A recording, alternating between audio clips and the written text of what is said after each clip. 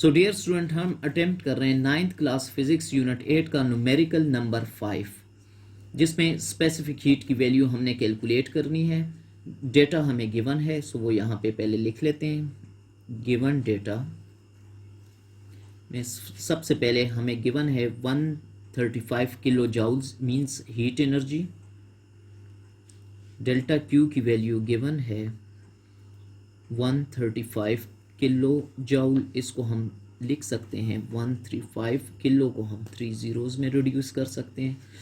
इसके अलावा हमें गिवन है मास। सो मास की वैल्यू है हमारे पास 4.1 kg।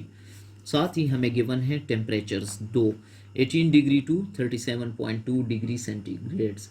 सो हमारे पास इनिशियल टेम्परेचर, इसको हम शो कर सकते हैं T नॉट इन सेंटीग्रेड्स, ये है 18 डिग्री सेंटीग्रेड। इस T नॉट को केल्विन में लिखने के लिए 18 + 273 करके इसको हम लिख सकते हैं 291 केल्विन्स। अब फाइनल टेम्परेचर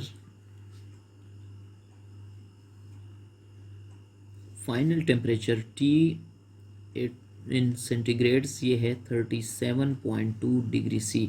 इसको T इन केल्विन्स लिखने के लिए 37.2 + 273, तो ये वैल्यू बन जाती है 310.2 केल्विन। अब हम चूंकि दो टेम्परेचर्स गिवन हैं तो बड़ी इजीली डेल्टा T की वैल्यू निकाल सकते हैं, जिसको हम लिख सकते हैं T - T नॉट। इसको हम लिख सकते हैं 310.2 - 291।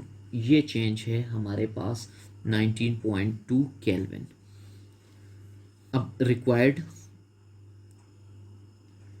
वैल्यू, तो रिक्वायर्ड वैल्यू में स्पेसिफिक हीट की वैल्यू हमें चाहिए, जिसको हम C से शो करते हैं। सो डियर स्टूडेंट, जैसे कि आपको पता है कि हम इक्वेशन लिख सकते हैं delta Q = mc delta T। अब हम चूंकि स्पेसिफिक हीट C में इंटरेस्टेड हैं, तो ये दोनों वैल्यूज डिनोमिनेटर में शिफ्ट हो जाएंगी इधर। तो C = delta Q / m delta T। Values put करना शुरू करते हैं। तो डेल्टा Q की वैल्यू हमें गिवन है 135,000। मास गिवन है 4.1 इंटू चेंज इन टेम्परेचर 19.2। इसको सिंप्लीफाई करते हैं तो C = 135,000, डिनोमिनेटर में ये दोनों मल्टीप्लाई होके 78.72।